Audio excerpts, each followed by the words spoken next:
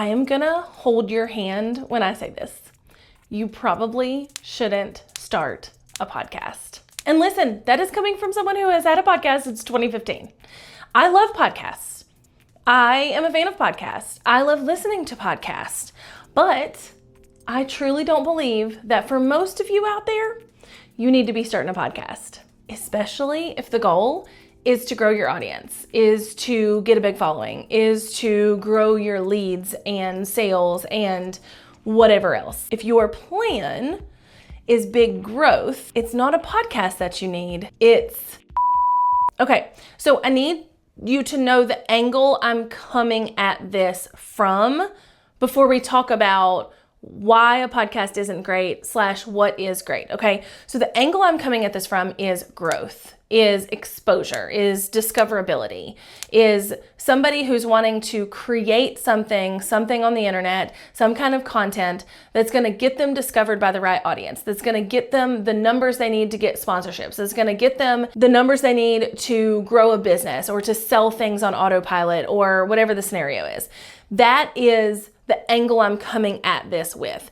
If you want to start a podcast because you enjoy podcasting and you're okay with slow growth and you understand that podcasts aren't super fast growing things and you just want to start one because you do, cool.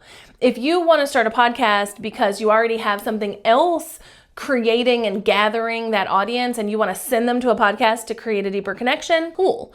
If you are someone famous who already has a large audience and you want to create a podcast, do it, because you'll probably get more exposure than most people will from the very beginning. But if you're just a normal person over here trying to grow an audience and you're trying to figure out, like, do I start a podcast? Do I start an Instagram? Do I start TikTok? Do I start a YouTube? Like, do I start whatever to grow? A podcast is going to be your slowest platform to do that. And let me explain this. So podcasts don't have a ton of discoverability built into them. Now, things are a little bit different now with video podcasts, with podcasts on YouTube, things like that allow you a bit more discoverability, but the market is still so saturated on those platforms that the discoverability is still pretty low. So if you start a podcast on Apple, for instance, or Spotify, it is very hard. There's not like a discoverable way for people to find you. They're going to have to search for very specific things. Like the search in these podcast platforms is not great. They're going to have to search for like your name or, the title of an episode. And you're going to have to think about what people are searching for to title your episodes for it to actually garner you a new audience. Okay. And the real best way to grow your podcast as a podcast, especially as an audio only podcast, is to go be a guest on other people's podcasts. So that has to be part of your strategy if you want to start a podcast, right? Now, again, YouTube can be a little bit different because there is a video element and there's more of a discoverability within YouTube for podcasts. And we will talk about that in a minute because it fits in really, really well, but it's still not a flawless execution of trying to grow an audience. So I know you're sitting over there being like, okay, Jessica, what do I do instead? I wanted to start a podcast, but what should I do? You should start a YouTube channel. And yes, that's why I said we will talk about video podcasts on YouTube in just a minute, but you should start a YouTube channel. Now I'm going to go in depth in just a second about why YouTube versus a podcast. But before I do, let me tell you about a workshop that I'm hosting. So I'm hosting a live workshop where I'm going to teach you how to scale your business with YouTube. So if you're someone who's trying to find a platform, find something, Instagram, TikTok, YouTube, podcast, email, newsletter, whatever, to grow your following to the point where your business grows and you can sell more digital products, you can sell more courses or whatever, this workshop is for you, okay? So this is gonna teach you how to scale the business, how to use YouTube as a top of the funnel lead generating type of situation so that you can be making sales on autopilot while also making money as a YouTuber. If you are a YouTuber currently and don't currently have the business side set up, this is also a really good workshop that you might want to come join for because you'll see the business side of things too. So if you want to sign up for that workshop, go to heyjessica.com/workshop. It is completely free. The rest of the details are on the page and it's going to be fun. Our workshops are always fun. We always have a little live Q&A for the people who are there live. It's going to be amazing. come join me, heyjessica.com/workshop, to learn how to scale your business with YouTube. Use it as the top of the funnel in a way that's been proven over and over and over again by myself, by my students, all the things. I'm super pumped. So heyjessica.com/workshop is where you're going to learn that. Okay. Okay. Now, why is a YouTube channel better than a podcast? Well, there's a couple of reasons. Okay. First and foremost, we just can't, it is the whole reason mostly is discoverability. Again, podcasts don't have great ways to discover them. Even on YouTube, if you go to youtube.com/podcast, okay, you're going to find all of these podcasts, and the ones that show up in that feed are the ones that already have a huge audience, that already have a huge listenership, that are already really popular, and you're going to have a really hard time breaking into that feed on YouTube.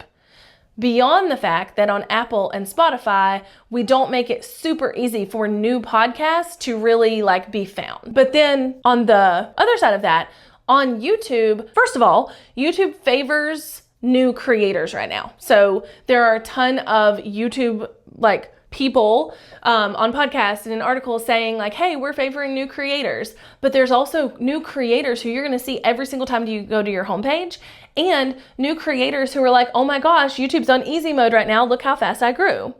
So we have lots of proof to say that YouTube is favoring new creators. Okay. Then beyond that, YouTube is a more discoverable platform. It's the whole point.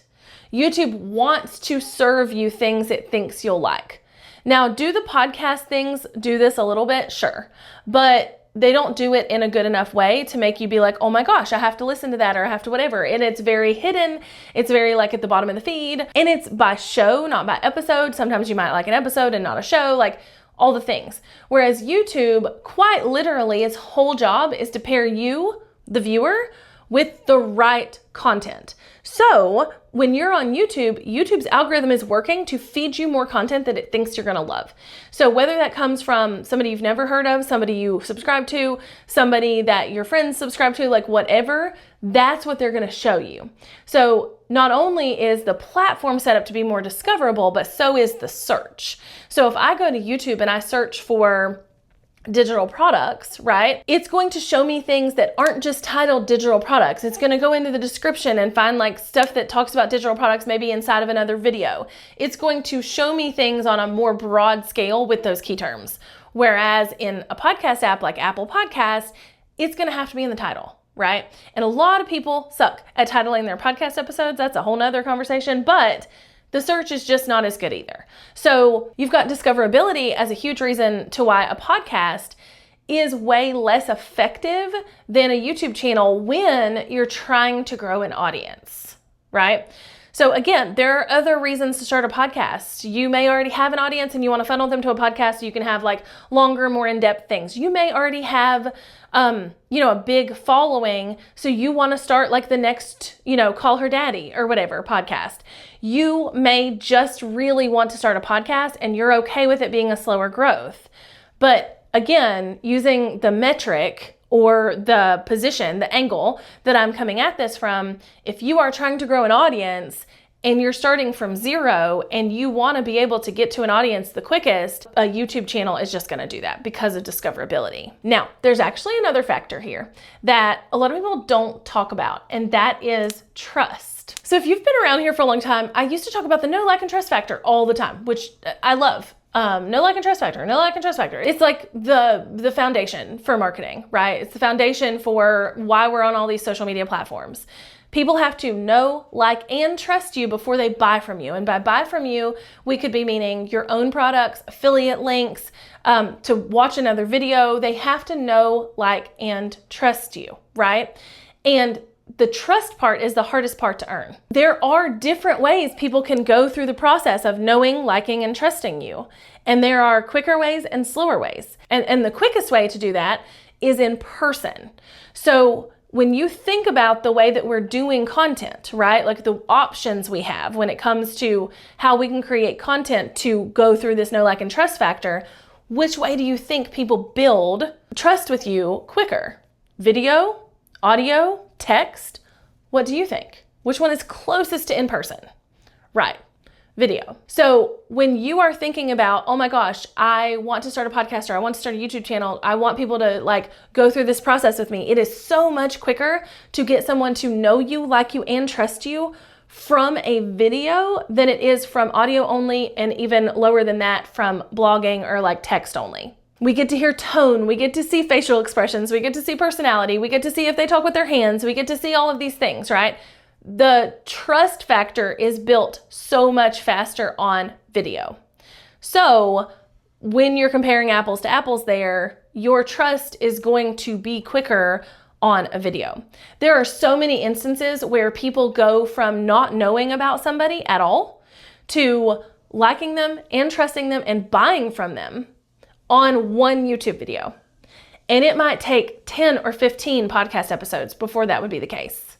Or 30 days of blog posts. Like, everything's going to be happening at its own pace, and video is the fastest. Now, inevitably, y'all are going to be like, what if my podcast is on video? And we talked about this a minute ago, because the podcast tab on YouTube is already so saturated with the people of the world who have a big following already and already have a big podcast. So it's going to be very hard to break into podcasts on YouTube. However, if done correctly, you can use the video discoverability, like the standard video discoverability, not marketing it as a podcast, to get your podcast found as a video podcast. But so many people that I talk to don't understand what they need if they're going to do a video podcast.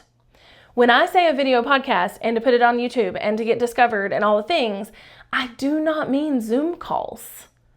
I don't mean to just put your audio recording up and have like a photo over top of it, like playing during your video. People need real sit down, good quality video to be able to tap into the video side of YouTube to grow a podcast that's really a YouTube show. So for instance, I follow Kristen, what is her name? No, Caitlin. It's Caitlin. It's Caitlin, not Kristen. It's Caitlin. She was a bachelorette. Hold one moment. Oh, Caitlin Bristow. I used to be really into reality TV. So I was a big bachelorette girl. Kardashians, like all the things. And I do follow Caitlin. Oh shit, what? Caitlin. I do follow her. And I do see like the things she puts out from her podcast. But I did recently watch the newest season of Love is Blind, season 8. And I loved Madison from season 8.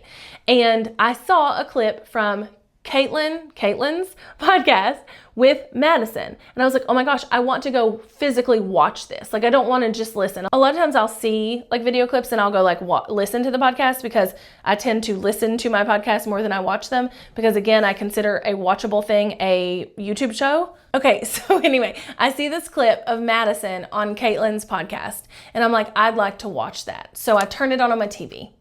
And it is an in-person, on-video podcast. The video quality was garbage. And I don't know why. It doesn't look like garbage on Instagram, so I'm not sure what was going on there. But the video quality wasn't any good. I couldn't watch it. I'm like, oh, I'll just have to listen to that another time, like on an actual podcast platform where I'm not annoyed by the video quality, And yeah, I mean, admittedly, I'm probably pickier than other people about video quality, but understand that the people you're competing with for a sit-down show like that, or a video show, are people with high budgets for cameras and microphones and sets and editing and all of these things. So when you go to compete in that market as a video podcast or a video show, you are competing against people like that. So you can't just do things like Zoom calls or, audio only on a video platform. Like, you just can't. Yes, if you want to use YouTube to produce an actually produced sit-down show that feels podcasty, and you're going to use YouTube strategies like titling and descriptions and thumbnails and all of that stuff to make it discoverable, then sure, you can start a podcast and have success. But for most people, you really just need a YouTube channel. You need to sit down and you need to deliver information. You need to vlog. You need to show people what you're talking about. You actually need to like convey the information in that way to be hyper discoverable. And I feel like we all know this, right? When you find new people, you're likely to find them on a video first platform.